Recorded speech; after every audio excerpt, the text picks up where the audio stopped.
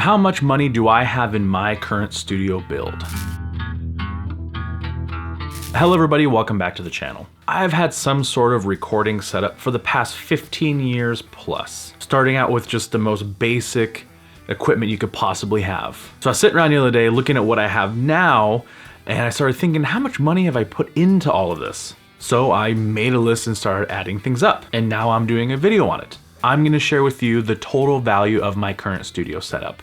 And in my list, I broke things down into categories such as my guitars, my audio interfaces, my computer gear. And I'm gonna share all those with you and break it down. And before we get to the list, please like this video, subscribe to the channel, it helps the channel grow a ton. If you want to continue to support, there are links below to my music, my website, my Instagram, things like that. Also, most of the gear I'm gonna be talking about, you're gonna see a link down below to them. If you purchase anything using that link, you will also be supporting the channel that way as well. Okay, and now to the list. And since there's so many things, I'm gonna be using my phone. So if you see me looking down, that is what I'm looking at. And a couple caveats when going into this. Some of the stuff in my studio has either been given to me from sponsors, or it's on kind of a long-term loaner. And other things I'm gonna mention on this list are things that might not be here right now, but they are pieces of gear that live here more than 50% of the time. So the categories I broke this down into are my computer, which involves like the tower, the screen, the keyboard, mouse, things like that. Software, which includes my DAW and plugins, studio monitors, guitars, audio interfaces, my guitar rig, which is I use for studio and live purposes, my rack, which my analog gear lives in, headphones, microphones, furniture, keyboards, and guitar pedals. All right, so let's start at the top. Let's start at computer, and I'm gonna be cheating right off the bat. So the computer I have in here is one I am purchasing. So I have the total cost handy, and that is $1,459. Now this computer is outfitted with a 13th generation i7, 64 gigs of RAM, 3 terabytes of hard drive space. It's a pretty good computer. So once again, I said $1,459 for that. So cruising down the list, I have a Razer keyboard and mouse, that was $150, my Samsung TV, 4K 40-inch, that's $300, my ViewSonic, which I use for watching film when I am editing to film, or maybe my digital console in Cubase, that was $150. I have a stack of SSDs and external hard drives, that is about $1,000 worth. I have a NAS, which I use for backing up all of my footage and all of my audio files and projects.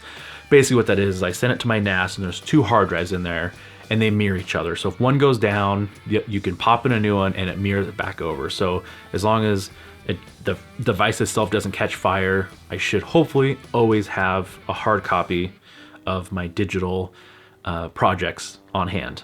My laptop, which I use for quite a bit of audio production and remote work, that was $700. The TV stand, $150. A card reader, which I use quite often, $22. And my Wi-Fi dongle, $60. All of this totaling $4,351. So moving right along, let's go to software. I use Cubase 12 Pro, that was $580. Spitfire Audio is my favorite plugin brand. All their stuff sounds so good. If you're not familiar, go check them out. They also have labs, which you can get for free. We won't go down that rabbit hole right now, but I've spent $686 on Spitfire Audio plugins. My SSL bus compressor plugin, that was $35 when I got it on sale before I owned the UC1. When you buy the UC1, you get the bus compressor and the channel strip for free. Okay, so Waves, I have kind of an assortment of Waves plugins. I got $116 worth of Wave plugins. I did one of those deals where you buy X amount and get one free. They were all on sale, so I picked up a bundle of those. The Diva synthesizer, I use that on a ton of tracks, $179. Valhalla Room Reverb, $50.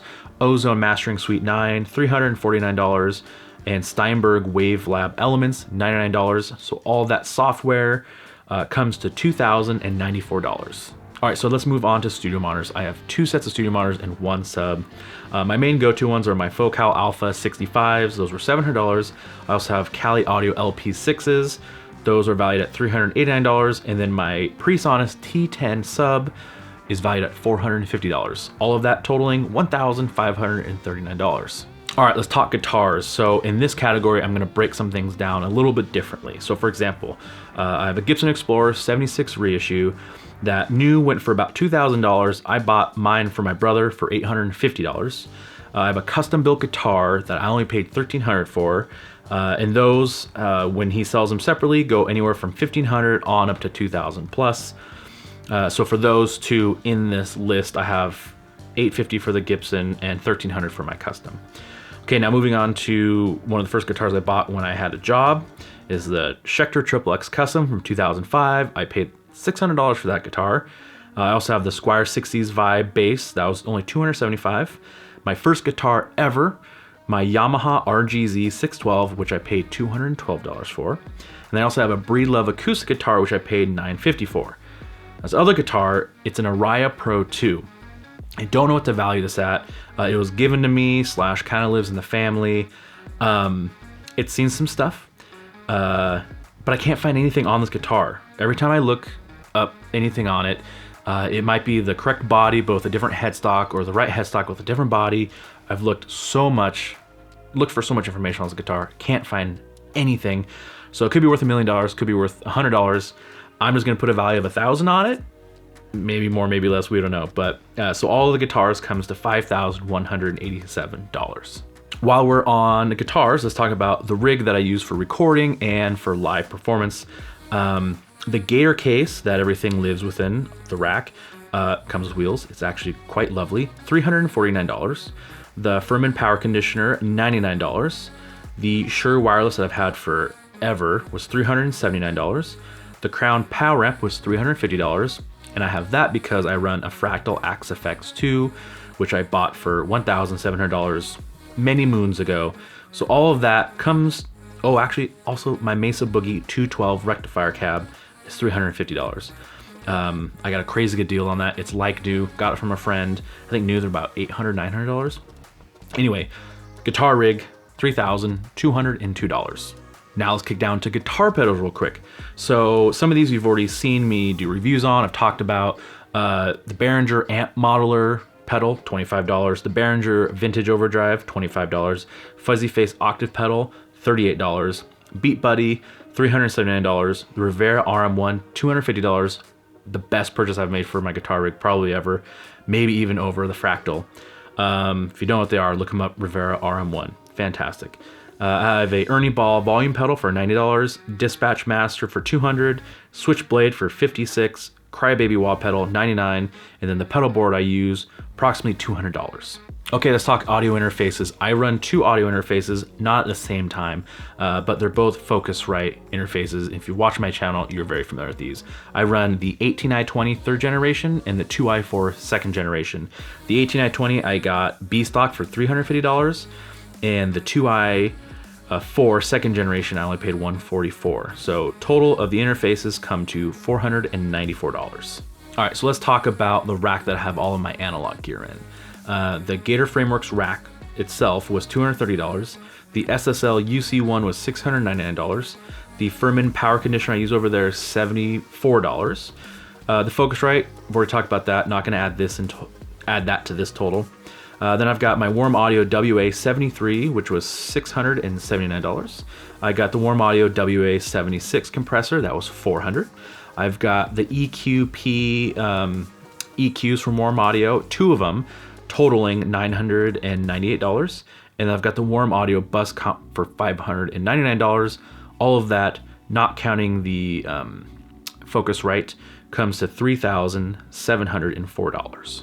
All right, let's talk headphones. I've only got two pairs of headphones I use. I've got a pair of Beyer Dynamic 770s for $139 and some old Sennheiser 202 HDs for $35, totaling $174. Keyboards. Okay, I've got three keyboards. I've got an old M Audio keyboard that has drifted between myself and my friend. It's a 61 key. That equivalent today is about $230, which is what I'm putting this at. And I've got my Yamaha keyboard / synthesizer I've had forever. I bought it brand new for $900. And then I also have an Akai LPK 25, which ran $49. I like to use that for taking on the road and things like that.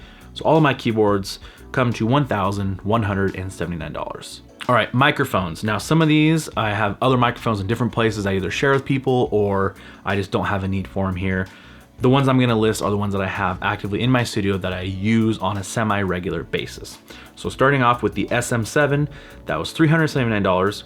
The Sennheiser 421 I bought a long time ago, and I believe it was $419. It was more than what you can get them for now. SM57, $99. A pair of Rode NT5s for $429.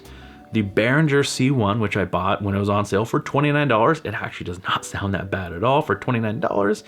And then this isn't a microphone, but I also have a cloud lifter for the SM7, and that cloud lifter is $149. All of that totaling $1,504. Okay, the last category, furniture.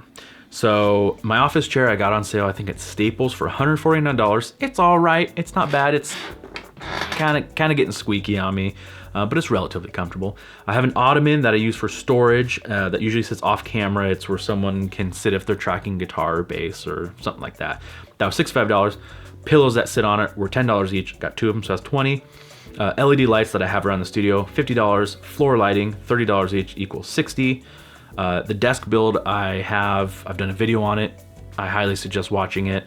For $100, it has some cable management, has power kind of built into / on it. $100, I don't think you can really beat it. The speaker stands, I have 2 pairs for $40 each, that equals $80. The keyboard stand from a Yamaha, $36. The guitar rack that holds 5 guitars, $80. The single guitar stand I have, $20. Miscellaneous microphone stands, $150. Miscellaneous cables, approximately $350. Sound paneling, $250. And then maybe the most important part of the entire studio is my fake plant that seems to give a lot of life. So yeah, all of that furniture totaling $1,430. So in case you're not adding up all of this as I go through it, the grand total for my studio as it currently sits is $26,200. And I'm not gonna lie, I thought it was gonna be more than that. But I feel right now I have a nice blend of a home studio that I can get professional sounds out of. Do you think $26,000 is too much to spend on home studio? Not enough? Right on the money? What do you think? What have you spent on your studio? Let me know in the comments below. And if you're really bored, tell me what you have in your studio. I would love to see what kind of gear you're running and what kind of budget you're working with. And this iteration of my studio I've had for maybe a year, 2 years, I would say. I've had maybe 4 or 5 different places I've had some sort of recording setup. And this is a setup I've had once I've kind of taken production more seriously. For the longest time, I just had, maybe $2,000 into a setup where I would just only focus on songwriting itself. And I didn't do any type of, in-depth production or mastering. All right, once again, please like this video and subscribe to the channel. I truly appreciate it. Thank you again for watching, and until next time, see you later.